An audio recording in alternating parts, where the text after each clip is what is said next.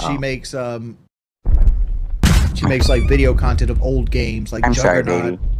If you're gonna have these conversations, can you please let me know? I'm sorry. Yeah. They're being insanely loud. I am. I'm sorry. I was too loud, guys. I gotta feel in trouble. I'm sorry. My wife wants to go to sleep. I'm sorry, guys.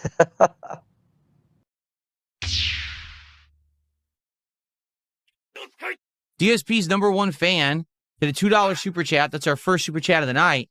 And asked, when they stole your shopping cart, did you restart shopping? I mean, I had to. They took all my stuff. Like, they literally took my cart was absolutely full with all of my groceries, except for one item. So I left the cart, walked maybe 3 aisles away, grabbed the item, turned around, came back, and the cart was gone. And I scoured the store, and it was gone, which means they just grabbed it and walked right out the door with it without even paying. Of course I had to start over. What was I going to do? Go home with no groceries for the week because I was upset? Shucks, they got me. Well, I give up. No eating this week. No, I just went back and shopped the store again. What was I going to do, right? It sucked, but that's life, I guess.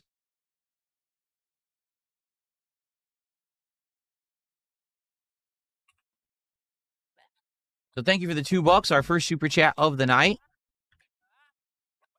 VR Rising, what is that? Or V Rising. All right, everyone needs to save their game suggestions till Sunday night. Sunday night, you guys come on stream. We'll jump into Steam. You guys suggest games. We'll look at the games. We'll add them to wish list. We'll pick some and try them. But I'm going to do it I'm going to do it Sunday and Monday night. So we are going to add things to the list and guaranteed within those 2 nights we're trying some games. Okay? Save all your suggestions for then. Stepdad, how are you? Good evening. Good to see you. How long ago was the shopping cart thing? Like almost 2 years now, I think? I want to say it's been almost 2 years now, if I remember correctly.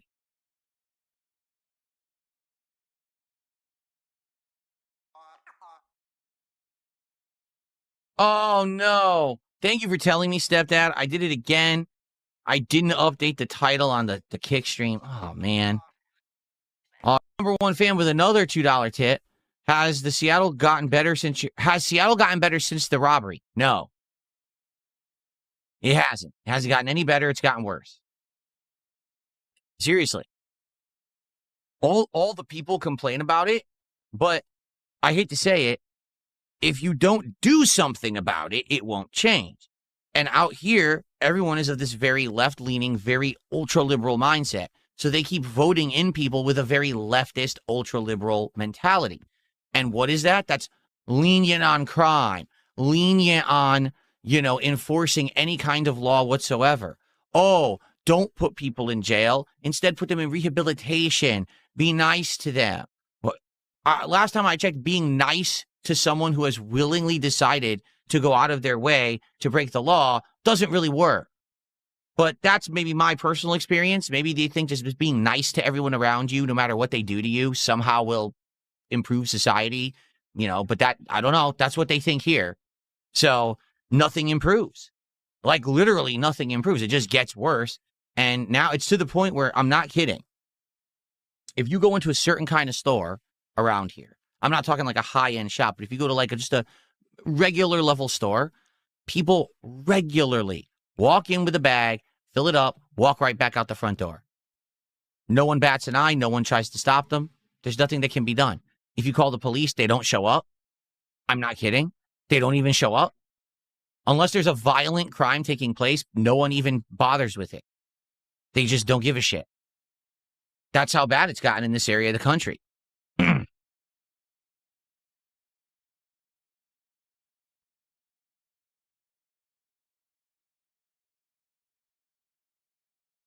What would I do to fix the crime? So I would do exactly the opposite of what they've done. Immediately, I would increase the police budgets, start mass hiring police officers, empower them to use the law instead of punishing them for doing their jobs. Tell them you'll be rewarded for actually doing the right thing and putting these criminals in jail. And then all of a sudden, stores will be like, oh, if we call the police, they'll show up and arrest people. And then they'll start doing it. But that was the problem. This all started around 2020. COVID hit, and then the Black Lives Matter movement happened. And in these liberal parts of the country, including Seattle, where I live, all the people rallied and said, we want less police. We want less enforcement. We want less. And now everything is falling apart.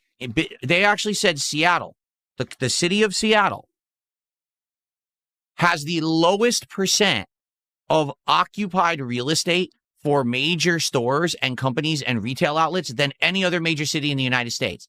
Meaning Seattle is hugely empty. The companies that were there trying to sell things got robbed so much, they said, forget it, and they shut down and left. Even major retailers like Target and Walmart have shut down locations in downtown Seattle. Starbucks left. They said, forget it. They actually moved the giant thing that they had there. They moved it. They left. They said, we can't be here anymore. So it's just, it just gets worse and worse.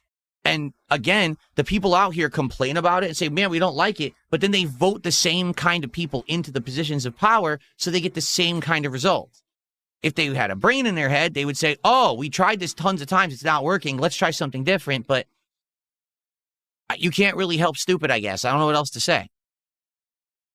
DSP #1 fan wants me to run for governor. Well, there you go. I think that might be in the cards for me soon. DSP for governor 2020. I don't even know when the governorship is up for. But let me put it this way. I don't think I could do worse. I really, if I just sat around doing nothing all day with my thumbs up my ass, I think it might actually have more positive impact than what the people do out here who actually are in charge. So, you know, let's see here.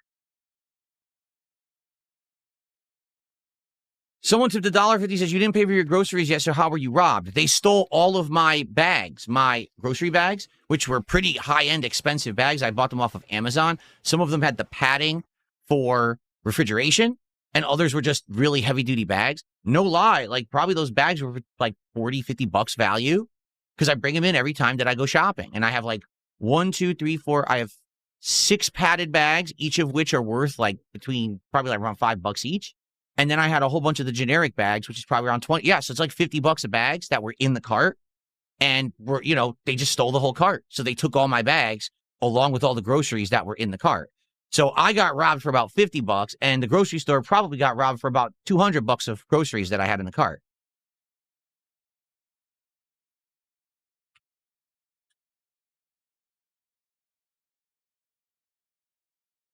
Yes, they were Gucci brand grocery bags. That's correct. Gucci groceries. That's what they call them. Gucci grocery.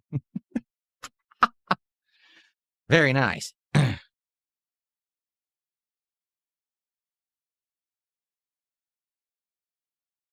Oh, this happened like 2 years ago, Sky Jogger. Just people asked me about it tonight. So I'm just, retelling the story. What's up, Uniqueness? How are you tonight? Welcome.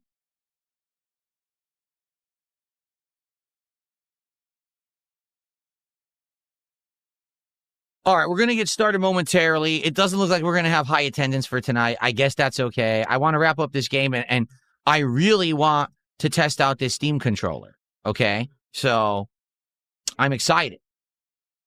Because I don't think that poverty should be a thing in the United States, such an affluent country. We have so many people who are living in poverty. I don't think that's really the problem for the most part in Washington State. And the reason I say that is because multiple times in the last 5 years, they have shut down major crime rings.